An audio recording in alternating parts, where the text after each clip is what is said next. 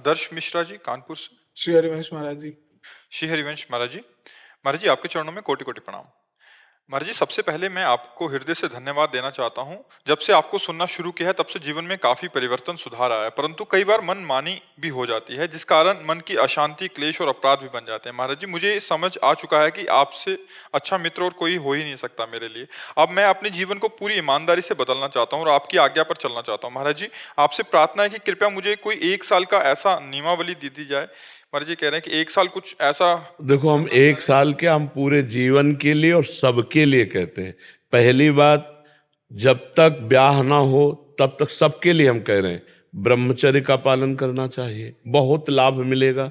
अगर ब्रह्मचर्य रहोगे तो बहुत लाभ मिलेगा। और अगर ब्याह हो जाए तो सिर्फ अपनी पत्नी से ही प्रेम रखे, अन्य किसी माता बहन की तरफ गंदी दृष्टि ना रखे। खान पान सात्विक रखे, अधिकतर घर का पवित्र भोजन भगवान को अर्पित किया हुआ पावे, कोई व्यसन न करे, किसी भी तरह का नशा न करे, मांस आदि ये सब अभक्ष्य भोजन न करे, ऐसे लोगों का संग न करे जो गंदी सलाह हमारे दिमाग में डालते हैं, मोबाइल आदि से कोई गंदी बातें न देखे। इतना करते हुए नाम जप कर ले, राधा राधा राधा राधा, ये लंबे समय तक। सातु दीर्घकाल निरंतर सत्कार सेवितो दृढ़ भूमि, जो दीर्घकाल तक निरंतर आदर के सहित नाम जप करता है और ऐसे पवित्र आचरण रखता है, अपने आप आपको पता चल जाएगा आनंद किसे कहते हैं। आप झूमोगे, लोक परलोक की हर वस्तु आपके पास होगी, क्योंकि पाप के कारण ही दुख आता है। और जब हमारा नाम जब से पाप नष्ट हो जाएगा तो भगवान सब सुख दे देंगे। ई परलोक सकल सुख पावत, मेरी सो भैया कृष्ण गुण संचु। जो यहाँ राधा राधा कृष्ण कृष्ण जपते हैं, इस लोक में भी आनंद और परलोक में भी आनंद। तो खान पान पवित्र, आचरण पवित्र और संयम पूर्वक नाम जप अंदर से, इससे सबका कल्याण हो जाएगा, सबका। पुरुष नपुंसक नारीवा जीव चराचर कोई, सर्वभाव भज कपट तज मोह परम प्रिय सोई। बूढ़ा हो, जवान हो, स्त्री हो, पुरुष हो, बच्चा हो, कोई भी हो, अगर ऐसे चलेगा तो उसका परम मंगल हो जाएगा, और नहीं चलेगा तो फिर हानि हो जाएगी। अब जैसे आप गंदा आचरण भी करते जाएं और नाम जप भी करते जाएं, सत्संग भी सुनते जाएं, तो आपको 10वें वर्ष हो जाएगा, आपको कोई आनंद अनुभव नहीं आएगा। तो आपको लगेगा हम कोई सुख नहीं है, ऐसे ही केवल कहते हैं ऐसे। तो उसमें क्या होता है कि जैसे गाय बढ़िया दूध दे रही है और हम दोहने के लिए चलनी ले जाए, चलनी समझते हैं जिसमें सैकड़ों छेद होते हैं, तो हम दूध तो नहीं पी पाएंगे ना। हाँ, ऐसे ही अगर हमारी कमियां हैं तो हम राधा नाम जप रहे हैं, वृंदावन आ रहे हैं, ठाकुर दर्शन कर रहे सब, लेकिन उन कमियों से वो सब निकल रहा है, आपके अंदर वो आनंद नहीं आ पाएगा। पहले कमियों को रोको। अगर एक चुल्लू भी जल डालोगे ना तो वो टिका रहेगा पात्र में। हम लोग क्या करते हैं कि नाम के सहारे, भक्ति के सहारे पापाचरण भी करते रहते हैं, इसलिए हमको आनंद नहीं आता। हमको चाहिए इस पापाचरण को रोकना, गंदी बातों को रोकना, गंदे भोजन को रोकना, गंदे दृश्यों को ना देखना, गंदे मित्रों का संग ना करना, गंदे पेय पदार्थ ना पीना, तो बहुत जल्दी भगवदानंद की अनुभूति होने लगे। अगर हमारा एक बार हृदय प्रभु से जुड़ जाए तो फिर जीवन में कभी दुख नहीं आ सकता। भारी से भारी दुख होने पर भी एक आनंद बना रहेगा। चित्त जुड़ जाए प्रभु से। अभी चित्त जुड़ा नहीं है। जैसे बोर्ड सही है, बल्ब भी सही है, तार भी सही है, बटन भी सही है, ऑन ऑफ कर रहे हो, लेकिन जल नहीं रहा, तो इतना केवल कनेक्शन हटा दो, पूरा कनेक्शन सही ना लगाओ, तो आप जीवन भर ऑन ऑफ करते रहो, बल्ब नहीं जलेगा, नहीं जलेगा ना। अब आप बार बार चेक कराओगे, बोर्ड भी सही है, बल्ब भी सही है, तार भी सही है, बटन भी सही है, लेकिन आपका कनेक्शन सही नहीं है। तो ऐसे ही नाम सही है, सत्संग सही है, आपके सब कुछ सही, लेकिन आपका सही कनेक्शन नहीं प्रभु से बैठ रहा है, कनेक्शन माया से। तो बोले भजन का यार हमको 20 साल हो गए करते, कोई लाभ नहीं मिला। लाभ क्या मिले? कनेक्शन की चावल भर और बढ़ा दो, फट से जल जाएगा ऑल। ऐसे ही हम जो है मन वचन कर्म से प्रभु से कनेक्शन कर लें तो गृहस्थी में रहते हुए, धर्मयुक्त भोग भोगते हुए वो भगवान को प्राप्त हो, धर्मयुक्त विषयों का भोग करते हुए भी भगवान को प्राप्त हो जाएगा। देखो जैसे आपने कहा अम्बरीश जी ने वो चाखी, तो देखो अम्बरीश जी की रानियां थी, पुत्र था, परिवार था, लेकिन इतने उच्च कोटि के महाभागवत थे कि दुर्वासा जी उनके सामने फेल हो गए, नहीं हो गए। एक लंगोटी लगाने वाला महात्मा एक चक्रवर्ती राजा से फेल हो गए, क्योंकि वो इतना भक्ति में तन्मय थे। हाँ हाँ, तो इसीलिए हमें लगता है कि आचरण पवित्र, आहार पवित्र और नाम जप लंबे समय तक, तो फिर अनुभव में आने लगेगा। जैसे हम बार बार फिसल जाते हैं ना, तो ऐसे जैसे कि 1 वर्ष का दे दो, ये कर दो, ये सब केवल मनोराज्य है। एक चाल चलो, आराम से चलो, लंबे समय तक चलो। हम कह रहे कछुआ की तरह चलो, लेकिन ठीक रास्ते पे चलो। आप हिरन की तरह दौड़ो, जाना बिहारी जी है, और छठी करा की तरफ दौड़ पड़ो तो जीवन भर दौड़ो, पहुंच नहीं पाओगे। और कछुआ की चाल चलो और बिहारी जी की तरफ चलो तो पहुंच जाओगे। तो हम सही मार्ग में चले, आराम से चले, ये भगवत मार्ग है। जीवन ऐसा नहीं हाय हाय में नहीं, भगवत मार्ग आनंद वाला है। हमारे को जितना याद आया उतना राधा राधा बोले, जो कर्म किए सब उनको समर्पित किए, पाप कर्म नहीं कर रहे। बस इसी से हमें, और पाप कर्म अगर कर रहे हैं तो आप 8 घंटा गंगा जी में खड़े होकर भजन करो, और बाद में पाप करो तो जैसे हाथी ना आया और माटी ऊपर डाल लिया, तो फायदा क्या हुआ। पाप कर्म रोकना जरूरी है। आचरण हीना न पुनंत वेदा। जी, और उसे वेद पवित्र नहीं कर देते। बिल्कुल बिल्कुल जी। स्वीटी व्यास जी। राधे राधे। महाराज जी सादर प्रणाम। महाराज जी, क्या भक्ति से हमारे अवगुण नाश स्वतः ही हो जाते हैं, या हमें भक्ति भी करना चाहिए और अपने अवगुणों का के नाश का भी कुछ कुछ समय बाद चिंतन करना? नहीं, भक्ति सर्वगुण संपन्न भगवान को जब अधीन कर लेती है तो फिर कौन से सद्गुण बचते हैं। भगवान गुण समुद्र हैं, और भक्ति में ऐसे प्रेम का प्रादुर्भाव होता है कि गुण समुद्र भगवान अधीन हो जाते हैं। भक्ताधीन मना पूज्यो, गोपाल शास्त्र नाम में भक्ताधीन, भक्त के अधीन जब ऐसे सद्गुण उत्पन्न भक्ति कर देती है कि स्वयं भगवान भक्त के अधीन हो जाते, तो इससे बढ़कर के और कौन सद्गुण प्रकट करने वाला साधन होगा कि हम भक्ति करें अलग, और सद्गुण प्रकट करने के लिए कौन सा साधन है।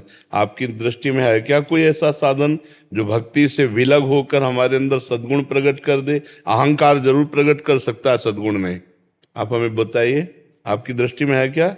नहीं। हाँ, तो फिर सर्वगुण संपन्न समस्त गुणों के समुद्र भगवान को जो अधीन कर ले, ऐसी तो सामर्थ्य भक्ति महारानी में है। वो भक्ति महारानी का आश्रय लेने पर सारी दैवी संपदा जागृत हो जाती है। कोई सद्गुण प्राप्त करने के लिए अन्य साधन की आवश्यकता नहीं। संपूर्ण सद्गुणों का खजाना भगवान है, और जब भगवान की भक्ति में चित्त जुड़ता है तो भक्त और भगवान में अभेद स्थिति आ जाती है। तस्मित तज्जने भेदा भावात, जैसे भगवान सर्व गुणों के समुद्र हैं, ऐसे भक्त सर्व गुणों का समुद्र हो जाता है। उदारता, दयालुता, कृपालुता, निर्भयता, निश्चिंतता, निस्तोकता, सब उसमें दैवी संपदा भागवती गुण आ जाते हैं। तो अन्य कोई साधन की तो आवश्यकता ही नहीं। भक्ति स्वयं समर्थ है। भक्ति स्वतंत्र सकल सुख खानी, और बिनु सत्संग न पावे प्राणी। यदि भगवत प्रेमी महात्माओं का संग मिले और भगवान की प्रेम लक्षणा भक्ति जागृत हो जाए तो सारे सद्गुण अपने आप आ जाते हैं। जैसे राजा जहाँ गया तो उसके अंग रक्षक सैनिक सब वहाँ, ऐसे ही जहाँ प्रेम राजा है, प्रेम राजा है, वहाँ भगवान के सारे सद्गुण, सब कुछ दैवी संपदा सब आ जाएगी। प्रेम एक ऐसा है जो भगवान को भी अधीन करता है और भक्त को भी अधीन करता है। प्रेम ऐसा महान सामर्थ्यशाली जो भगवान की भगवत्ता का विस्मरण करा देता है और जीव के जीवत्व का विस्मरण करा देता है, और दोनों को एक जगह खेल में उतार दे, उसे प्रेम कहते हैं। कहाँ जीव और कहाँ अनंत कोटि ब्रह्मांडों के स्वामी, तो अनंत कोटि ब्रह्मांडों के स्वामी भगवान अपने भक्त के चरण चापते पाए गए। देखो प्रेम का प्रताप, भगवान की भगवत्ता को भुलवा दिया। और भक्त का एक जीव है, भगवान के जितने भी भक्त हैं जीव ही तो भक्ति करके भगवत स्वरूप हुए, और वो भगवान को डांट लगा रहे, यशोदा मैया के रूप में डांट लगा रहे। जीव ही तो है ना। वो भागवतिक भजन के तप के प्रताप से वात्सल्य भाव प्राप्त किया, तो छड़ी लेकर भगवान डर रहे हैं। जीव के जीवत्व का विस्मरण और ईश के ईश्वत्व का विस्मरण, दोनों ने प्रेम प्राप्त करके ऐसी स्थिति प्राप्त कर ली। तो भक्ति से समर्थ कुछ नहीं। ज्ञान और वैराग्य तो भक्ति के पुत्र है, ज्ञान और वैराग्य तो भक्ति के पुत्र है। भक्ति सर्व सामर्थ्यशाली, जिसके हृदय में भक्ति आ गई उसको अन्य साधन थोड़ी करने पड़ते हैं सद्गुण प्राप्ति के लिए। और अन्य साधन अगर कोई है तो अहंकार ही बढ़ा सकता है।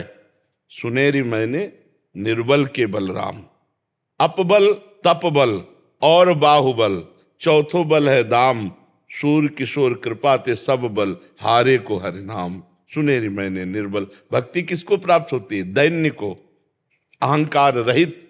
जहां दैन्य है वहीं भक्ति, जहां भक्ति है वहीं भगवान अधीन पाए गए। पग चापूं और सेज बिछाऊं, नौकर बनूं हजाम, हाकू बैल बनो गडवारो, बिना तनख्वाह रथवान, यही तो मेरे मन में ठणी, भगत मेरे मुकुटमणि। भगवान भक्तों को, मैं भक्तन कर दास और भगत मेरे मुकुटमणि। ये प्रेम का प्रभाव, प्रेम का। निरपेक्षम मुनिम शांतम निर्वैरम समदर्शनम अनुब्रजाम्यहम नित्य पुए अत्यंग रेणु भी। भगवान एकादश स्कंद में कह रहे, जो निरपेक्ष हैं, किसी की अपेक्षा नहीं रहते, जो मुनि, जो मननशील हैं, जो शांतम, जो हर द्वंद्व को सह जाते हैं, और सर्वदर्शी, सब में भगवान का दर्शन कर रहे हैं, किसी से बैर नहीं है, ऐसे महात्माओं के पीछे पीछे मैं डोलता हूं कि उनकी चरण रज मेरे ऊपर पड़ जाए और मैं पवित्र हो जाऊं। पुण्य श्लोक परम पवित्र तीर्थ पाद, भगवान ऐसा कह रहे हैं। सोचो, निरपेक्षम मुनिम शांतम निर्वैरम समदर्शनम, किसी से वैर नहीं, सब में भगवत भाव, और जो निरंतर भजन परायण मननशील, किसी से कोई अपेक्षा नहीं, ऐसे भक्तों के पीछे पीछे मैं डोलता हूं कि उनकी चरण रज मेरे ऊपर पड़ जाए। भक्तन पाछे यो फिरत जो बछड़ा संग गाय, ये सद्गुण, ये सद्गुण भक्त में, कि भगवान पीछे डोल रहे हैं, जैसे बछड़ा आगे चल रहा, पीछे पीछे गाय चल रही। तो ऐसी महारानी भक्ति की महिमा है, तो इससे ज्यादा बढ़कर कौन हो सकता है? ऐसे सद्गुण कौन प्रकाशित कर सकता है? जो भगवान को अधीन कर ले। तो भक्ति सर्व सद्गुण प्रकट करने वाली, सर्व सद्गुण संपन्न, भगवान को अधीन करने वाली। तो भक्ति महारानी परम स्वतंत्र है, महामहिमा में है। ये जिसके हृदय में आती है उसको सब प्राप्त हो जाता है, ज्ञान, वैराग्य, भक्ति, सब कुछ। भक्त अज्ञानी थोड़ी होता है, भक्त में तो विशुद्ध ज्ञान होता है, और भक्तों के आगे ही महाज्ञानी लगता है। गरुण महाज्ञानी गुण राशि, महाज्ञानी हनुमान जी, विश्वामित्र महामुनि ज्ञानी, महाज्ञानी। भक्त तो महाज्ञानी होता है जो ज्ञान के आगे भी प्रेम को प्राप्त कर लेता है। भूमिका जी अंबाला से। राधा राधा वल्लभ श्री हरिवंश महाराज जी, आपके चरणों में कोटि कोटि प्रणाम। महाराज जी, आप सत्संग में वर्णन करते हैं कि प्रभु ने हमें जो नाम, वाणी, सेवा दी है, ये प्रभु की अहेतु की कृपा से है। इसके ऊपर प्रभु आपको कुछ नहीं दे सकते, और आपकी कृपा से ये सेवा हमें भी दी है प्रभु ने। आप वर्णन करते हैं कि इस कृपा से आपके चित्त का समाधान हो जाना चाहिए, परंतु इतनी कृपा प्राप्त होने के बाद भी हमारे चित्त का कहीं हमें लग रहा है कि हमारी तरफ से कहीं ना कहीं कमी है और समाधान नहीं हो पा रहा। जैसे हम कई दिन के भूखे हों और हमको 2 चाल कवल खवा के रोक दिया जाए तो कैसा लगेगा? पहले से भी बुरा लगेगा, नहीं लगेगा? क्या जब नहीं पा रहे थे तो संतोष था, जब पाना शुरू किया तो अब कम से कम आधा पेट हो जाने पर फिर पूछो खीर कैसी थी, फिर पूछो सब्जी कैसी, तब बताना होगा। देखो, जन्म जन्मांतरों से हम भगवान से विमुख होकर के पापाचरण करते हुए भटकते रहे।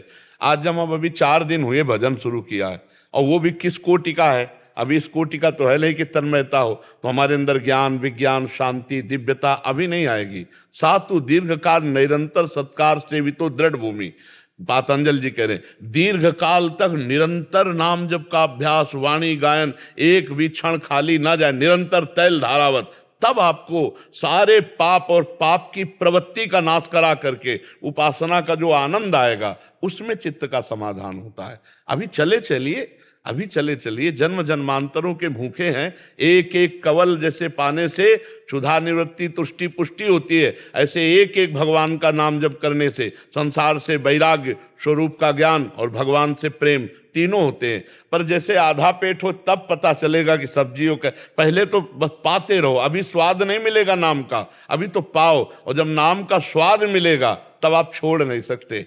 फिर तो मतलब आप प्राण छोड़ सकते हैं लेकिन नाम नहीं छोड़ सकते। अभी नाम का स्वाद नहीं मिला है, तो हम धैर्य पूर्वक बहुत काल, दीर्घ काल तक जपते रहे। अब इस समय आनंद नहीं मिला हमें, और हम कह रहे हैं दीर्घ काल तक जपते रहिए, हमारी मृत्यु शाम के हो जाए तो क्या भगवत प्राप्ति हो जाएगी? पक्का हो जाएगी, क्योंकि आप नाम जप कर रहे हैं, वो नाम आखिरी होगा। जिस समय हमारी श्वास पूरी होगी तो हमें निश्चित भगवत प्राप्ति हो जाएगी। जैसे आखिरी श्वास में अपने बच्चे नारायण को पुकारा तो भगवान के पार्षद आ गए और फांसी काट दी यमदूतों की, और भगवत प्राप्ति हुई बच्चे के नारायण नाम के पुकारने में। और हम तो जानबूझ के राधा राधा बोल रहे हैं, हमारा कल्याण क्यों नहीं हो जाएगा? पर स्थिति लाने के लिए दीर्घ काल तक नाम जप करना होगा। लक्ष्मी जी पंजाब से। राधा वल्लभ श्री हरिवंश महाराज जी। महाराज जी, मेरे इस शरीर के छोटे भाई पर ममता अधिक होने के कारण मैं श्री जी से उसके लिए कुछ ना कुछ मांगती रहती हूँ, और बाद में जलन होती है कि श्री जी जो कुछ भी मैं कर रही हूँ उसका ये सही है या नहीं। जिस समय हम अपने भाई या अपने पुत्र या अपने पति या अपने परिवार, सब लोगों के लिए बात है, हमें जो आवश्यकता होगी, अब हमने प्रभु को अपना मालिक माना, स्वामी माना, तो हम उन्हीं से मांगेंगे। अच्छा, उनसे मांग करके सेवा करके उन्हीं को समर्पित कर दे तो कोई दोष नहीं रहेगा। जैसे देखो, अपने परिवार में 4 लोग हैं, हमें धन की आवश्यकता, हमारी व्यवस्था नहीं बन रही, तो हम बार बार प्रभु से प्रार्थना करें कि प्रभु या तो हमें कोई व्यापार दो, या कोई भी कुछ भी ऐसे, आप सर्व सामर्थ्यशाली हो, परिवार का पोषण हो। तो हम मांगे तो किससे मांगे? संसार से मांगे। यहाँ जो देगा वो कुछ न कुछ स्वार्थ रखे होगा तब देगा, नहीं, आपकी कुछ न कुछ पर नजर रखे होगा तभी वो देना चाहेगा। और अगर देगा वो तो फिर वो एक सीमित होगा और वो हमारा शोषण करेगा। हमें ऐसा देने वाला चाहिए जो असीम हो और हमारा ही कल्याण करे, शोषण न करे मांगने पर। वो केवल भगवान है। तो हम भगवान से मांगें, और मांग करके अगर हमको नहीं मिलती तो हमें ऐसा मानना चाहिए कि जरूर कोई अमंगल होता हमारी मांग पूरी होने में, इसीलिए भगवान ने पूरा नहीं किया। अब भगवान से फिर हम मांगें, हम मांगते रहें, क्योंकि वो स्वामी हैं, और जिस दिन वो सुन लेंगे उस दिन निहाल कर देंगे। और अगर वो हमें दे देते हैं तो हम जिसकी सेवा में लगाते हैं उसमें भगवत भाव करते हैं और उस कर्म को भगवान को समर्पित कर देते हैं, तो हमारी भगवत प्राप्ति का कार्य हो जाएगा, वो भगवत प्राप्ति का कार्य हो जाएगा। तो दियम वस्तु गोविंदम तो भ्रमे समर्पय, हे गोविंद, आपके द्वारा दी हुई वस्तु आपको समर्पित है, वही भगवत प्राप्ति हो जाएगी। चिंता मत करो, जब तक हमारा ज्ञान है तब तक मांगना पड़ेगा, और जिस दिन ज्ञान हो गया उस दिन ये मांगना नष्ट हो जाएगा। किससे मांगूं यार? वो सर्वांतर्यामी, सर्वज्ञ, सब कुछ जानने वाले, क्या उनसे मांगूं? पर अभी वास्तविक ज्ञान नहीं, तो हम मांगे तो प्रभु से ही मांगे। ये मांगना कोई अपराध नहीं है। भगवान ने गीता में कहा है, अर्थार्थी, आर्त और जिज्ञासु और ज्ञानी, ये 4 प्रकार के मेरे भक्त होते हैं। अर्थार्थी, रुपया चाहने वाला, और भी संपत्ति के पद हैं, नौकरी है, कई तरह से अर्थ में जहाँ से हमारी अर्थ की प्राप्ति होती है। और संकट निवृत्ति, बहुत तरह के संकट होते हैं जिनकी निवृत्ति के लिए हम भगवान से प्रार्थना करते हैं। और भगवान को जानने और पाने के लिए जो हमारे अंदर जिज्ञासा होती है, और एक भगवान को पा लिया, ये 4 प्रकार के भक्त होते हैं, आर्त, अर्थार्थी, जिज्ञासु और ज्ञानी। तो भगवान ने अर्थ मांगने वाले को भी अपना भक्त कहा है, पर भगवान से ही केवल, ये नहीं कि मतलब इधर भी 4 जगह पर्ची लगाए, कहीं ना कहीं तो लगी जाएगी। एक जगह निश्चय कर लो और एक जगह ही बार बार विनय करो। जैसे गोस्वामी तुलसीदास जी कह रहे हैं, बने तो रघुबर ते बने, बिगड़े तो भरपूर, तुलसी और अनते बने, ता बनबे पे धूर। अगर बने तो श्री राम जी से बने, अगर इनसे ये नहीं बनाना चाहते तो फिर और किसी के बनाए हमें नहीं चाहिए। अपने इष्ट पर ऐसा भरोसा करके मांगे, कोई परेशानी नहीं। प्रभु जी, मैं 20 साल पहले मेरे माता पिताजी ने मुझे दीक्षा दिलाई थी। गुरुदेव थे, एक गुरुजी थे, उनसे दीक्षा दिलाई थी। तो मुझे उनकी दीक्षा में रुचि नहीं आई थी, तो मुझे महादेव में रुचि थी। तो मैंने लगभग 16-17 साल तक महादेव को अपना गुरु भगवान सब कुछ मान के उनकी साधना की। उसके बाद फिर मैं बीच में अभी 2-3 साल पहले के भजन सुनते सुनते मुझे अब राधा रानी जी में प्रीत लग गई अभी जो मेरी, तो अब मैं राधा रानी की भक्ति कर रहा हूँ। तो इसमें मुझसे कहीं कोई त्रुटि तो नहीं हुई कि मैंने? कोई त्रुटि नहीं है। भगवान महादेव जी जिस पर कृपा करते हैं उसे हरि भक्ति देते हैं। हरि जिस पर कृपा करते हैं, राधा रानी के चरणों में प्रेम होता है। आप खूब नाम जप करो, महादेव जी अतिशय प्रसन्न है, अतिशय प्रसन्न है। जहाँ पर कृपा न करें पुरारी, सो न पाओ मुनि भगति हमारी। जिस पर भगवान शिव कृपा नहीं करते उसे हरि और प्रियाजू के चरणों की भक्ति नहीं मिलती। तो भगवान शिव बहुत प्रसन्न है। जगत गुरु शंकर जी की कृपा आपके ऊपर है, तभी ये मिला। खूब प्यार से चलो, कोई अपराध नहीं है, ठीक है। आप मुझे राधा कृष्ण जी नाम एक ही हैं, लेकिन मुझे कृष्ण नाम में भी इतना आनंद नहीं आता, मुझे सिर्फ राधा नाम में ही आनंद आता है। मेरा बरसाने जाने का मन करता, मैं छुट्टी से लाया खूब खूब खूब आराम से बरसाने जाओ, राधा राधा रटो, हमारा तो जीवन राधा राधा राधा राधा राधा, खूब आप राधा राधा रटो। राजन चौधरी जी पंजाब से। राधे राधे जी। राधे राधे महाराज जी। महाराज जी, आपके बहुत लंबे अरसे से आपको सुन रहा हूँ। आपको सुनकर मैंने अपने आप को बदला है। पहले मैं बहुत कंफ्यूज रहता था, अब मुझे हर किसी में महादेव दिखते हैं। महाराज जी, मेरा प्रश्न है कि कर्म योग, भक्ति योग और ज्ञान योग में सबसे उत्तम क्या है? अपनी रुचि जिसमें हो जाए, अपनी रुचि जिस मार्ग में हो। ये कोई बाजारू सौदा नहीं है कि ज्ञान मार्ग उत्तम है कि कर्म योग उत्तम। हमारी रुचि किस में है वही हमारे लिए उत्तम। तीनों भगवत प्राप्ति कराने में समर्थ हैं, तीनों शास्त्र सम्मत हैं, लेकिन उसमें हमारी रुचि किस में है। हमारी भगवान की भक्ति में रुचि है, या कर्म योग निष्काम भाव से सबको सुख पहुंचाने में रुचि है, या हमें तत्वबोध में रुचि है। ये अपनी रुचि देखना चाहिए, अपनी प्रवृत्ति देखना चाहिए कि हमारी प्रवृत्ति किधर है, तभी तो उस मार्ग में सफल हो पाएगा। ऐसे कहने से थोड़ी होता है कि कौन सा उत्तम है उसको हम वर्ण करें, ये कोई बाजारू सौदा तो नहीं है। इसमें अपनी रुचि प्रवृत्ति देखी जाती है। अगर बुद्धि प्रधान है, तर्क है, क्यों में ज्यादा है, तो ज्ञान मार्ग का पथिक है। और सीधे श्रद्धावान है, वचनम करिष्ये तो हम, जैसा आप कह रहे हैं वैसे प्रभु, मैं तो दीनहीन, ज्यादा हमें तो ज्ञान है नहीं, प्रभु आप जैसा कहो, ये भक्त का लक्षण है। और जो विशेष कर्मों में प्रवीणता और उस कर्म सब भगवान को समर्पित करना या निष्काम भाव से, तो कर्म योगी का है। तो अपना देखना चाहिए कि रुचि किधर है। तत्वबोध में रुचि है, या भगवत प्रीति में रुचि है, भगवत मार्ग में या कर्म योग में। अपने को रुचि देखा, आपकी किधर रुचि है? वही कंफ्यूजन है, कर्म योग, ज्ञान योग या भक्ति योग। नहीं, आप किसके लायक है अभी तक नहीं समझ पाए? कर्म योग है तो बस फिर और कंफ्यूजन मत रखो, कर्म योग में ही लगे रहो, पर नाम जब जरूर होना चाहिए। क्योंकि कर्म योग का आदेश भगवान जब कर रहे हैं तो कह रहे हैं माम स्मर युद्ध च, मेरा स्मरण और युद्ध। अगर बिना भगवान के स्मरण के तो दुनिया ही कर्म कर रही, तो सबका योग थोड़ी हो जाता है। कर्म होता है केवल, कर्म योग नहीं होता। कर्मयोग तब होता है जब उसको हम भगवान का स्मरण करते हुए भगवान की आज्ञा पालन करने के लिए और भगवान को समर्पित करने के लिए करते हैं, तब वो कर्म योग हो जाता है। नहीं तो केवल कर्म होता है। और कर्म दो प्रकार के होते हैं, एक पाप कर्म और एक पुण्य कर्म, और दोनों का फल होता है सुख या दुख। लेकिन कर्मयोग इन दोनों से ऊपर उठाकर भगवत प्राप्ति कराता है। तो कर्मयोग तभी होगा जब समाज की निष्काम भाव से सेवा, अहंकार का पूर्ण त्याग, सब कुछ भगवत स्वरूप है। हमारे पास जो कुछ है भगवान का है, भगवान की दी हुई वस्तु से भगवान की हम सेवा कर रहे हैं, कोई कामना नहीं, कोई चाह नहीं, बाद में कोई धन्यवाद लेने की इच्छा नहीं, उसे कर्मयोग कहते हैं। वो भगवान को समर्पित किए और भगवत स्मरण परायण, ये कर्मयोग होगा। ठीक है, आप कीजिए, कंफ्यूजन में मत रहिए। जीवन कंफ्यूजन में व्यतीत करने वाला नहीं है। नहीं, अब कितनी आयु है आपकी? मेरी 40 साल। 40 साल तो कंफ्यूजन में गए। अब कितने पता नहीं कितने मिनट है, इसलिए ज्यादा कंफ्यूजन मत रखिए, इसको निकालिए और मार्ग में चलिए। आज से शुरू कीजिए हर कर्म को भगवान को समर्पित करना और नाम जप करना। नाम कौन सा प्रिय है आपको?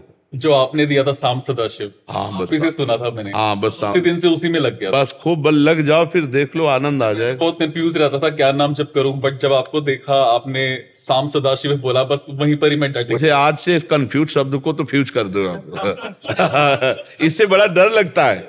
कंफ्यूज जो है ना, ये बड़ा डरावना शब्द है। ये बहुत समय बर्बाद करता रहता है। जो संशय आत्मा विनश्यति, संशय बहुत बड़ा भयावह शब्द है। इसको ज्यादा देर नहीं रखना, इसकी निवृत्ति कर देनी चाहिए। तो नाम जप की बात समझ में आ गई। अब आज से कर्म योग में लगो और हर कर्म भगवान को समर्पित कर दो, इसी से भगवत प्राप्ति हो जाएगी। तीनों समर्थ हैं और तीनों एक ही है। एक ही भगवान को कर्म समर्पण किया जाता है, एक ही भगवान की प्रेममयी आराधना की जाती है, एक ही भगवान को तत्व से जाना जाता है। कोई अलग तो है नहीं। ठीक है ना जी? महाराज जी, क्या साधु लोग तो रोक सकते हैं? ये सुना है मैंने। साधु, हाँ, अपना तो नहीं रोक सकते, दूसरे का रोक सकते हैं। अपना तो नहीं रोकते, दूसरे का रोक सकते, दूसरे का ले सकते। कोई जान नहीं पाएगा, मिटा देंगे, ऐसे मिटा देंगे। क्योंकि भजन बल होता है, बहुत बड़ा बल संतों में होता है। रात दिन भजन करते हैं तो उनका बल, पर वो अपना भोगते हैं। बड़े बड़े सिद्धों ने स्वयं भोगा है, स्वयं और दूसरों को मिटा दिए, क्षण में मिटा दिए, ऐसा भी देखा गया है। महाराज जी शायद पूछ रहे हैं योगी जन जो प्राण शक्ति का निरोध करके अपनी प्राण शक्ति को रोक लेते हैं जिससे कई तरह की साधना, देखो अष्टांग योग है, ज्ञान योग है, भक्ति योग है, कर्म योग है, किसी भी तरह का योगी जो पूर्ण है, जो भगवत तत्व से जुड़ा हुआ है, वो कर सकता है। उसमें सब शामिल, करतुम अकर्तुम अन्यथा करतुम, पर वो ये धंधा नहीं खोलता है, छू वाला मंत्र वाला ये सब नहीं, वो किसी एक पर कृपा कर दे। मान लो निज जन है, सेवा में लगे हैं, ऐसे कृपा कर दे तो उसका रोग ले अपने शरीर पे ले या अपने भजन के बल से उसको नष्ट कर दे। वो ऐसा सबके नहीं करे, ऐसा नहीं होगा कि लाइन लगी है और सबका छू हो, ये नहीं, ये सब ऐसे कोई जंतुर बांध रहा, कोई राख दे रहा, ये सब नहीं है। वो कभी अचानक किसी पर कृपा कर दे, वो बात अलग है, ऐसा कर सकता है। वो सर्व समर्थ भगवान का जो निज जन होता है वो ऐसा कर सकता है, ऐसे करते हैं गुरुजन लोग, बड़े महापुरुष जन लोग, एक दो ऐसे आश्चर्यमय कार्य करते हैं कि जैसे वो भजन में चल रहा है, भजन जैसे पूज्य भाई जी हनुमान प्रसाद पोद्दार जी, देखा राधा बाबा की भजन की उन्नति हो रही और बुरा प्रारब्ध आया तो अपने ऊपर ले लिया। अब वो बवासीर पे बवासीर और बड़ा कष्ट, ऑपरेशन हुआ फिर भी नहीं ठीक, फिर भी वहीं बवासीर। तब राधा बाबा ने श्री कृष्ण चंद्र जी से प्रार्थना की कि इतने बड़े महा, तो उनका तुम्हारे तो प्रारब्ध है। तो उसी देव अस्पताल में गए और भाई जी से कहा कि आप जो है हमारा प्रारब्ध क्यों भोग रहे हैं? तो बोले अरे बाबा कौन काहू के दुख सुख कर दाता, निजकृत कर्म भोग सुन भ्राता, तुम्हारा प्रारब्ध नहीं तो हमारा। बोले नहीं, श्री कृष्ण ने बताया है। तब भाई जी मुस्कुराए और बोले देखो हमें कोई फर्क नहीं पड़ता, लेकिन आपकी साधना में फर्क पड़ जाता है, इसलिए हमने प्रारब्ध ले लिया। तो बड़े महापुरुषों में देखा गया ऐसा, पर वो ऐसा नहीं, ये छूछा वाली बात नहीं है कि भस्मो राखो जंतुर लाखों की लाइन लगी हुई है, ये सब नहीं। वो सिद्ध महापुरुष कभी किसी पर ऐसी कृपा कर दे तो चाहे वो अष्टांग योगी हो या ज्ञान योगी हो या कर्म योगी हो या भक्ति योगी हो, उसमें सामर्थ्य है, वो किसी को मिटा। अब जैसे ये तपस्या कर रहे हैं, भारी तपस्या, कोई छोटी मोटी नहीं। अब ये किसी पर द्रवित हो जाए और कह दे जाओ, तो जितना स्टॉक है उसके अनुसार, जितने स्टॉक से वो पाप नष्ट होगा प्रारब्ध का, उतना स्टॉक लेकर आपका प्रारब्ध ना तो चक आप चंगे हो गए, पर ये उतने खाली हो गए, उतने ऐसे होता है। ऐसा नहीं है कि ऐसा नहीं, वो है जितना स्टॉक उसी स्टॉक से आपका काम होगा। समझ पाए आप? पाखंड में दो दृष्टि लगे तो अब पाखंड तो दोष है ही, उसमें दो दृष्टि तो है ही, पर हम अगर दूसरे की निंदा करेंगे तो हमारी बुद्धि मलिन हो जाएगी। हम काहे को निंदा करें? हमारे रोके तो रुकेगा नहीं। हमको नहीं जाना पाखंडियों के पास, हमको पाखंड नहीं करना, हमें पाखंड का बढ़ावा नहीं देना, पर हम निंदा करेंगे तो हमारी बुद्धि दूषित हो जाएगी। हम किस किस की निंदा करेंगे? एक दो जगह है भैया, एक दो जगह तो संत मिलेंगे, पाखंड ही पाखंड मिलेगा। आप समझो, सत्य मार्ग पर चलने वाले तो कहीं अंगुलियों में गिने जा सकते हैं, लेकिन पाखंड का तो बोला ही वाला है। भगवान का नाम जप करो, भगवान कह रहे हैं हम तो हम स्वरूप पापी भ्यो मोक्षिष्यामि मा शुचा। किसकी सामर्थ है? बड़े बड़े महापुरुषों ने कहा मुनि से हिमवंत सुन, जो कुछ लिखा लीलार, देव दनुज नर नाग मुनि को न मेटन। आप समझो, देवर्षि नारद जी हिमवंत से कह रहे हैं, कहा मुनि से हिमवंत सुन, जो कछ लिखा लीलार, देव धनुज नर नाग मुनि को न मेटन हार। वशिष्ठ जी भरत जी से कह रहे, सुनो भरत भावी प्रबल बिलख कहो मुनिनाथ, हान लाभ जीवन मरण जस अपजस विधिहान। सत मार्ग में सत चलने वाले तो कोई एक होते भाई। अगर आप पाखंड का बोलबाला देखो तो आप थोड़ी देर के लिए भूल जाओगे कुछ तो सत्य है, नहीं इतनी भीड़ कैसी। आपको लगेगा कुछ, आपको सही कह रहे 100 में 100% टोटल। तो बड़ा विचित्र भगवान का मायाकृत संसार है। अपने को किसी की निंदा नहीं करनी, अपने को झुक के चलना, भगवान तक पहुंच जाना है। ये संसार खेल है उनका, ऐसा चलता रहेगा। राधे राधे। राधे राधे गुरुजी, राधा वल्लभ श्री हरिवंश, आपके चरणों में कोटि कोटि प्रणाम। महाराज जी, मैं पेशे से सुप्रीम कोर्ट, हाई कोर्ट में वकील हूँ। मेरे साथ प्रैक्टिस करने के दौरान वादी मतलब क्लाइंट की तरफ से धोखा हुआ। जब किसी क्लाइंट ने मुकदमा सौंपा और कहा कि वो 100% निर्दोष है, उसे मुकदमे में फंसाया गया है, मैंने पूर्ण ईमानदारी से उसको बरी कराया, नीचे से लेकर ऊपर तक, सुप्रीम कोर्ट तक। मगर जब क्लाइंट सुप्रीम कोर्ट में जीत जाने के बाद ये रहस्य उजागर करता है कि कानून अंधा है, उसे कैसे जीता जाता है, ये तो हम जानते हैं। उस समय बहुत बड़ी पीड़ा हुई। आप मार्गदर्शन करें, मैं इस पाप में कितना भागीदार रहा और इसका पश्चाताप क्या रहेगा? हाँ, वैसे तो मतलब दोषी हम बताया ना, कर्ता प्रेरक अनुमोदन।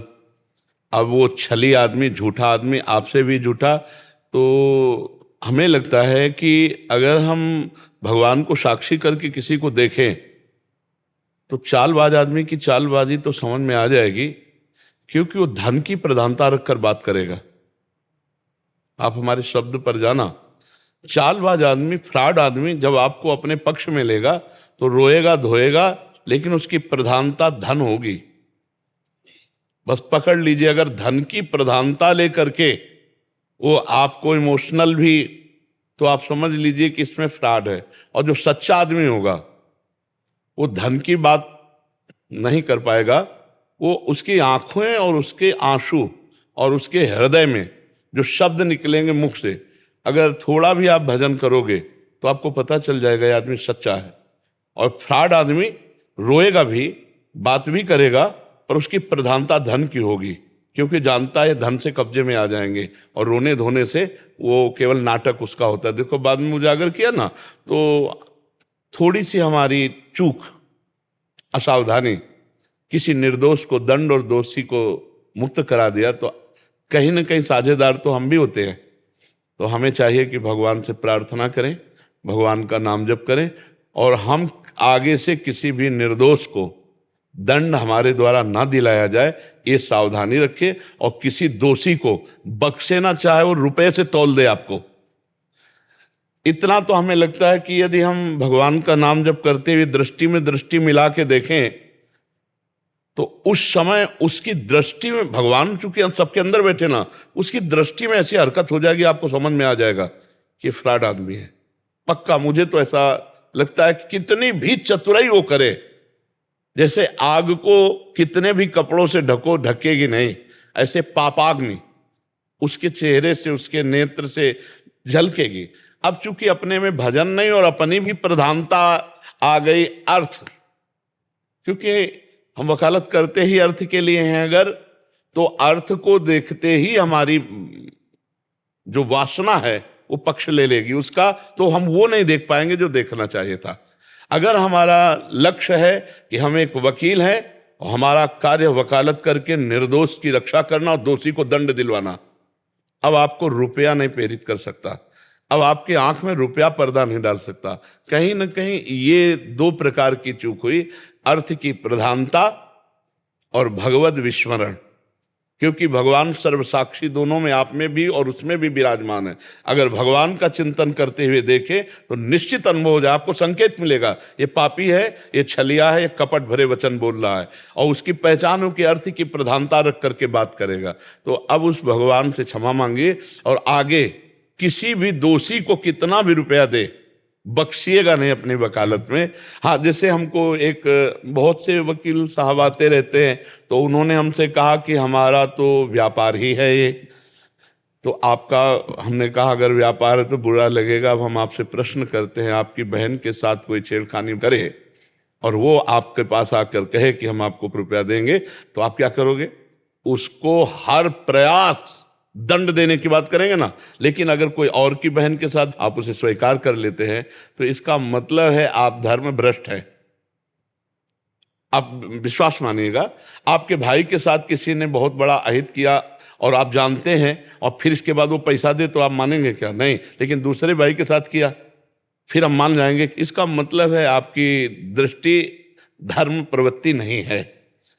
व्यापार प्रवृत्ति तो मान सकते हैं, लेकिन धर्म प्रवृत्ति नहीं। तो व्यापार प्रवृत्ति से आया हुआ धन आपके परिवार को हानि करेगा, आपकी बुद्धि भी आगे चल करके वासनिक हो जाएगी, आसुरी प्रवृत्ति हो जाएगी केवल धन में, और शरीर छूटने के बाद नरक की प्राप्ति होगी, क्योंकि निर्दोष को दंड दिला। अब जज तो आप जो बोलेंगे वैसी का प्रमाण है, उसके सामने कोई घटना नहीं, साक्षी तो आपको देना है, पूरा का पूरा मतलब आपके ऊपर है। वकील अब आपने छुड़वा ही दिया ना, तो अगर आप साक्षी दे रहे हैं तो जज को तो निर्णय देना ही पड़ेगा, आपके अनुसार देना पड़ेगा, उसको निर्णय नहीं बदलना है, क्योंकि वो वकील के अनुसार ही तो निर्णय देगा। वो ना घटना जानता है ना साक्षी जानता है, घटना और साक्षी आपको पेश करना है, और आपने गलत पेश किया तो पूरा अपराध आप पे आता है ना।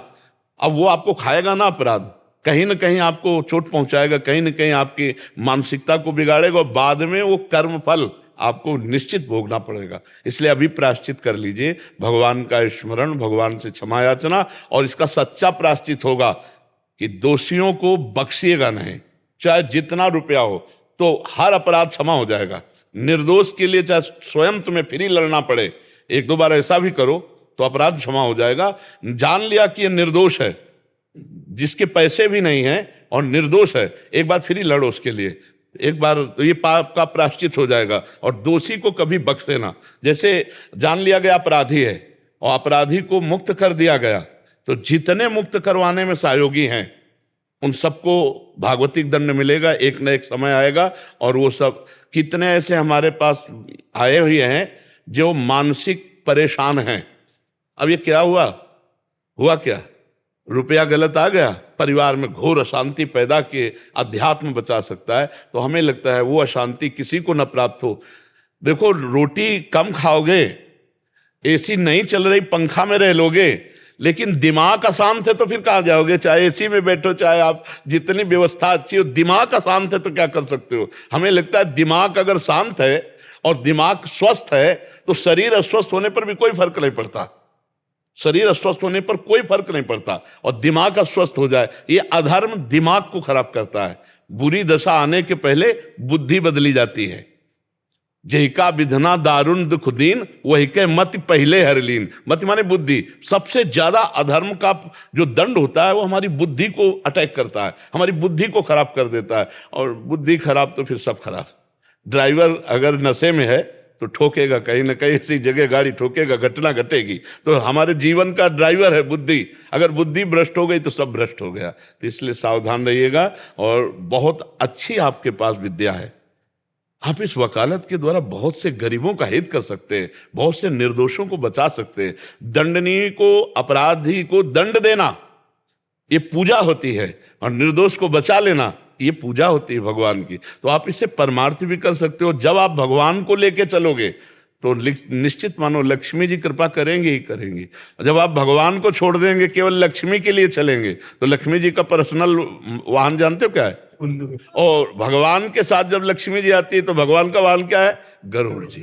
साम वेद का गान करते हो, अर्थात ज्ञान विज्ञान संपन्न, और भगवान नारायण सहित लक्ष्मी जी पधारे तो शांति बनी रहेगी। और अगर लक्ष्मी जी केवल आई तो फिर उनका वाहन उल्लू है। उल्लू का और दोष है कि दिन में दिखाई नहीं देता, रात में दिखाई देता, अर्थात ज्ञान में वो अंधकार में रहता है और अज्ञान में उसे प्रकाश दिखाई देता है। पापाचरण प्रवृत्तियां उसकी बढ़ने लगती हैं, परिस्त्री गमन, मदिरा पान, पार्टी बाजी, ये सब जब नारायण रहित लक्ष्मी जी आएंगी, अगर नारायण के सहित आएंगी तो धर्मयुक्त जीवन रहता है। तो आप बहुतों की जान बचा सकते हैं, बहुतों का जीवन बचा सकते हैं। जहां तक हो सके आप निर्दोष की रक्षा कीजिए और दोषी को बख्शिएगा नहीं, और यही प्रायश्चित हो जाएगा। जब किसी एक निर्दोष को बचा लोगे तो बराबर हो जाएगा, तुम्हारा प्रायश्चित हो जाएगा, भगवान क्षमा कर देंगे। क्योंकि वर्तमान में तुमने नहीं जाना, चाहे अज्ञान की वृत्ति कह लो या प्रलोभन प्रवृत्ति का, वर्तमान में तुमने उसे दोषी नहीं जाना और बचाने की चेष्टा की, इसलिए कुछ क्षमा की गुंजाइश है। हम सावधान रहें, अगर कहीं ऐसा न हो। देखो, कई ऐसे होते हैं जो बहुत गरीब और दुखी होते हैं, और जब वो निर्दोष दंड पाते हैं तो भगवान की तरफ आह भर के, वो आह जब लौट के आपके पास आएगी वो बहुत खतरनाक होती है। दुखिया को न सताइए, दुखिया देगा रोए, और जब दुखिया के मुखिया सुने तब तेरी गति का होए। इसलिए बहुत डरना चाहिए किसी दुखी को। हाँ, अगर अपराध किया है तो हम दंड देंगे, यही हमारा विधान है, तो हम पूजा ये पूजा मानते हैं। अब जैसे कोई बदमाशी कर रहा है, चोरी कर रहा है, और ये 4 डंडे उसके जमा रहे हैं, तो भगवान की पूजा हो रही, क्योंकि वो गलत आचरण कर रहा है, उसकी धुलाई हो रही, उसके अपराधों का मार्जन हो रहा है।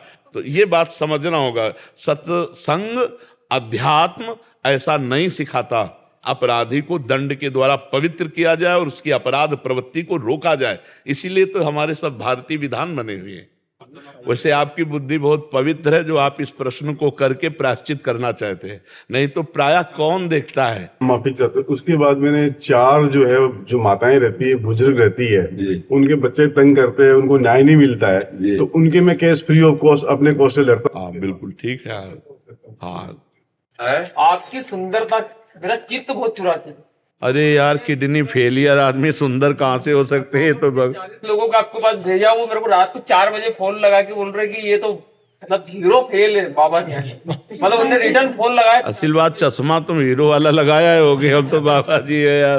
बाबा बहुत सुंदर, बहुत सुंदर। अच्छा, अगर कुछ लगता हो बाहरी बात तो हम आपको बता दें इसका रहस्य। हमारी स्वामिनी जानते हो कौन है?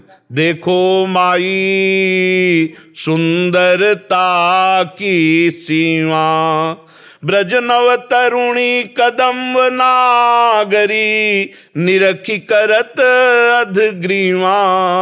देखो माई सुंदरता की सीमा। मेरी महारानी जो मुस्कुरा के देख ले तो त्रिभुवनपति लाल जो महाराज आसक्त हो जाए, वो हमारी स्वामिनी है। तो जिनका चिंतन किया जाता है, जिनके आश्रित रहते हैं, उनकी आभा रहती है। तो वही राधा किशोरी की सुंदरता आप लोगों को नेत्रों में दिखाई देती है। भला किडनी फेल आदमी कैसे सुंदर हो सकता है? फोन लगा के रात को बोलते हैं कि बाबा की किडनी फेल है कि नहीं, बोले हमको समझ नहीं आता। मतलब उनकी सुंदरता आपकी, मेरे को रात को 3-3, 4-4 बजे 40 लोगों ने फोन लगा, जिन जिनको मैंने भेजा दर्शन के लिए कि एक बार बाबा के दर्शन तो करके आओ। तो बोलते हैं कि बाबा बोले हीरो फेल है सब जितने। नहीं, वो श्री जी का खेल है। वास्तविक ये मरा हुआ शरीर है, ये केवल लाडली जी का प्रताप काम कर रहा है। भगवान का है ना प्रताप। मूकम करोति वाचालम पंगुम लंघयते गिरिम यत कृपा तम हम वंदे परमानंद माधवम। उन्हीं का कृपा प्रसाद चल रहा है, जो आप लोगों का मंगल कर रहा है, आप लोगों को जो भाव बना रहा है, वो परमात्मा प्रसाद ही काम करता है। इधर तो सब मरा हुआ है, सब मरा हुआ। बार बार ये बोलते ना, मुझे बहुत दुख होता। मैं मरा हूँ, मैं तो बहुत टेंशन में जाता हूँ आपका ये शब्द सुन के। हाँ, टेंशन में तो होना ही पड़ेगा, क्योंकि इस लोक का नाम क्या है? मृत्यु लोक। भाई आज हम तुम देख रहे हैं एक दूसरे को, हो सकता है कल एक दूसरे को ना देख पावे। इसीलिए तो लाभ ले ले जितना ले ले, ज्यादा मतलब ये टिकाऊ चीज नहीं है। नहीं आप ऐसा मत बोले कर, मुझे बहुत दुख होता है। नहीं तो ये अविनाशी शरीर है क्या? हमारा क्या होएगा, हम तो आपसे ही जिंदा है। हाँ, ऐसे लगता है ऐसे। में पड़े हुए जीव थे, आपकी कृपा से मतलब इतना हमारा तो जीवन इधर से इधर हो गया। आप ऐसा बोलते तो मुझे बहुत, मैं सत्संग सुनता हूँ घर पे आपका रोज 4 बजे, श्री जी की सेवा कर, आपका जाए वाक्य था, मुझे बहुत दुख होता। हम इसलिए बार बार सावधान करते रहते हैं कि भाई पान कर लो। अब ये बराबर तो पान करने कर मिलेगा नहीं। देखो भगवान भी अवतार लिए तो अंतर्ध्यान हुए कि नहीं हुए? राम जी कृष्ण जी अंतर्ध्यान हुए ना, ऐसे उनके दास हैं अपने लोग। तो अब हमें तो पता नहीं कौन सा दिन तारीख है। जब अब आप ऊपर मिलोगे कि नहीं बता दो मुझे। मैं मतलब दिन से बात कर रहा हूँ, मैं इंदौर में रहता हूँ, मैं मतलब 12 घंटे बहुत मेहनत करता हूँ। आपका चित्त मुझे इतना चुरा चुका कि मैं आपको बता नहीं सकता। तो मैंने कहा बाबा यहाँ तो आपने उद्धार करा, ऊपर जरूर मेरा कर देना। ऊपर तो उद्धार होके ही ज्यादा जाता है। मैं ये सोचता हूँ नहीं, हम ये प्रार्थना करते हैं कि आप लोग निराश मत होइए। ट्रेन का डिब्बा जहां इंजन होता है वहीं पहुंचता है। नहीं ऐसा थोड़ी कि इंजन जाए मुगल सराय और वो डिब्बा कहीं और पहुंचे, वो कनेक्शन ना होने पर। कनेक्शन जैसे है ना, हमारा राधा नाम कनेक्शन है। अगर आप राधा राधा राधा, तो जहाँ हमारे आचार्य, जहाँ हमारे इष्ट देव गुरुदेव, वहीं हम, वहीं आप, सब कनेक्शन। मैंने बोल दिया तो मिलूंगा मत। हाँ पर नरेश चंद्र जी बरेली से। राधे राधे महाराज जी, आपके चरणों में कोटि कोटि प्रणाम। गुरु जी, ये जीव बरेली से है। गुरु जी, ये जीवात्मा 1 मई सन 2023 से दंडवती यात्रा कर रहा है। इसने जो देखा परखा उसके बारे में प्रश्न आपसे जानकारी लेना चाहता। दंडवती कहाँ की कर रहे हो?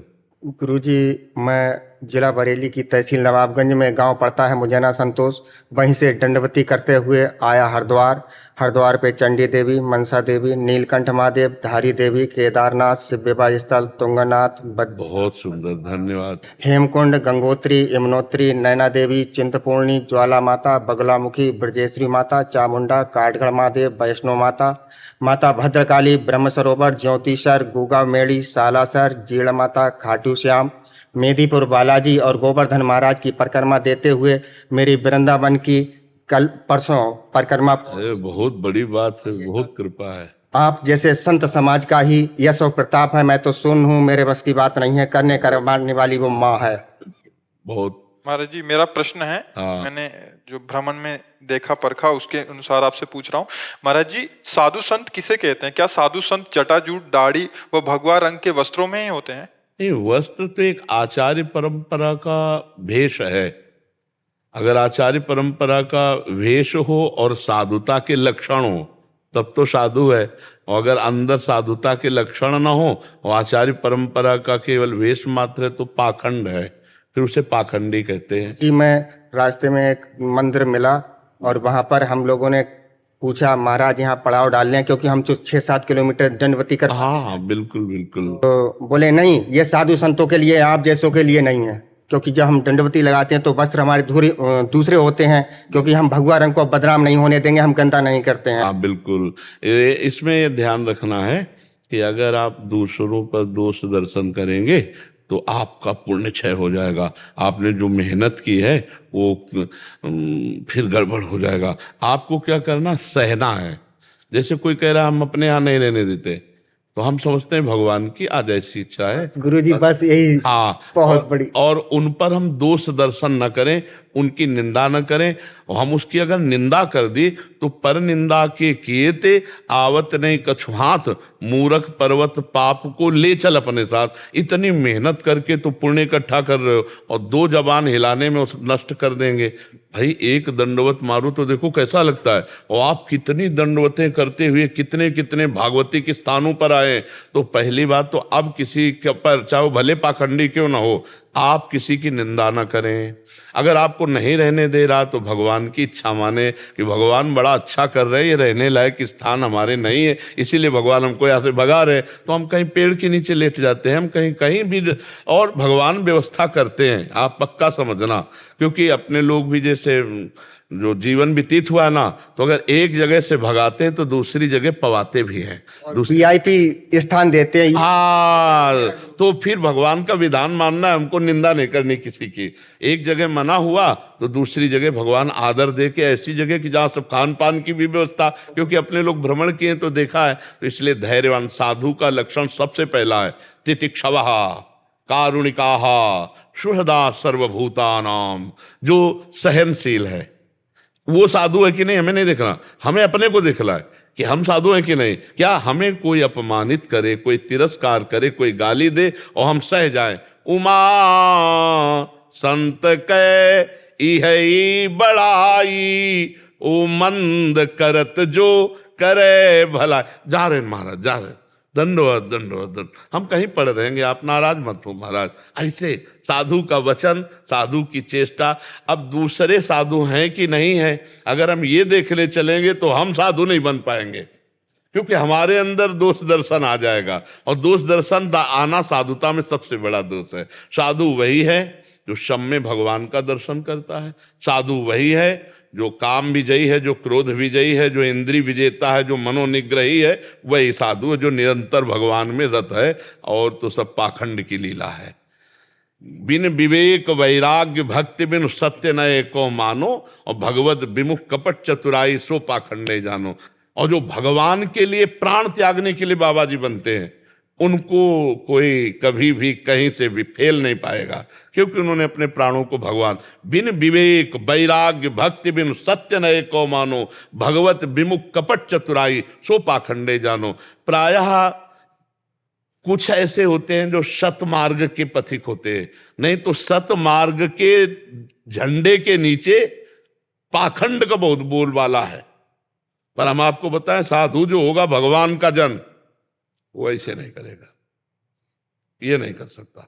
रुपए पैसे के लिए नहीं कर सकता, रोटी के लिए, भिक्षान्न के लिए लिखा है तो वो भिक्षा जरूर मांग सकता है रोटी की, लेकिन रुपए पैसे के लिए ऐसे नहीं कर सकता। साधु जो होगा वो भगवान के लिए जो निकला है, उससे कभी गलत काम नहीं हो सकते, वो कभी किसी का अहित नहीं, साधु ते होए न कारज हानि, किसी का अहित नहीं कर सकता। साधु को भगवान से भी बढ़कर कहा गया।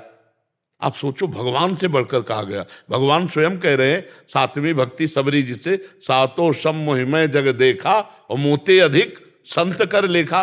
तो आप विचार करो, क्या संतों में ऐसा नहीं? अब जैसे कोई परिक्रमा दे के या कोई ऐसे परेशान थकित है, हाओ हाओ बड़ा सम्मान करना चाहिए, आओ आओ, धन्य है आपका जीवन, आप तो यहीं प्रसाद पाओ यहीं, और हो सके तो उसके चरण दबाए। आप इतने पवित्र तीर्थों में दंडोती परिक्रमा करके आ रहे हो, तो हम लाभ लें, आपके चरण दबा दें, आपको भोजन पवा दें, आप आज विश्राम करो। यही प्रेम है साधु में। प्रेम तो फिर प्रेम नहीं तो फिर अलग क्षेत्र हो जाता है। पर अपने को सब कुछ सहन करना है, अपने को साधुता धारण करनी, अपने को भगवत प्राप्त जो आप कर रहे हो ना, ये भगवत प्राप्ति के लिए रखना, इसको बेचना नहीं। हाँ, नहीं, एक चीज तो है, मैं गुरुजी 12 साल तक 4 धाम 12 ज्योतिर्लिंग 18 शक्तिपीठ अर्धनारीश्वर वैष्णो माता अमरनाथ मेदिनीपुर बालाजी मथुरा अयोध्या गोरखनाथ मंदिर और नेपाल के पशुपतिनाथ तक दंडवत लेट कर ही की जाऊंगा, और हर जगह मत्था टेक रहा हूँ, मत्था पटक रहा हूँ कि हे महाकाल महाआदि शक्ति, मेरे सनातन धर्म की रक्षा करो, और जो मानवता से दानवता की ओर मुड़ रहे हैं उन्हें सद्बुद्धि दो, और मेरी गौ माता की रक्षा करो। प्रभु मुझे कुछ ना चाहिए, कुछ ना चाहिए, मेरा शरीर का मुझे एक अंग मेरा ना रहे, लेकिन मैं अपने धर्म की रक्षा के लिए। बहुत सुंदर, बहुत सुंदर। हाँ, संतों का है ही है भगवान धर्म। जी मेरे 5-7 संकल्प हैं कि मैं पानी की घूंट नहीं मांग सकता, अन्न का दाना नहीं मांग सकता, 1 रुपया नहीं मांग सकता, 12 वर्ष तक गृहस्थी में नहीं जा सकता, ना लोहे पे बैठता हूँ, ना लकड़ी पर, ना प्लास्टिक पे। ये सब कुछ अगर कुछ श्रद्धा भाव से मुझे दे देगा तो स्वीकार कर लूंगा, लेकिन मांगूंगा नहीं। गंदी नाली का पानी पी लूंगा, पेड़ के पत्ते सूत के खा लूंगा, लेकिन मांगूंगा नहीं। मांगूंगा उस माँ से मांगूंगा, उस ब्रह्म शक्ति से मांगूंगा। बहुत, हाँ, बहुत ठीक है। और गुप्त रखो। अब देखो, जैसे हम पूछा तो भले बता दियो, नहीं अब किसी को अपनी तरफ से अगर तुम बताओगे कि मैं कहाँ कहाँ दंडवत करके आया हूँ, तो उसके भी पुण्य क्षय होते हैं। अब गुप्त रखना, इसको ज्यादा प्रचार प्रसार में करोगे तो फिर इस लोग प्रभावित तो हो जाएंगे, पर वो पुण्य क्षय हो जाता है। अपने मुख से अपनी की हुई साधना को जब हम बार बार वर्णन करते हैं, तो उसका सुकृत और उसका तप जिन्होंने सुना उसमें बच जाता है, क्षय हो जाता है। फिर हमारे अंदर संकल्प शक्ति कमजोर हो जाती है। इसलिए गुप्त भी रखना, और अपने आगामी संकल्प की पूर्ति के लिए बहुत धैर्यवान बने रहना। ठीक है, बहुत अच्छा लगा।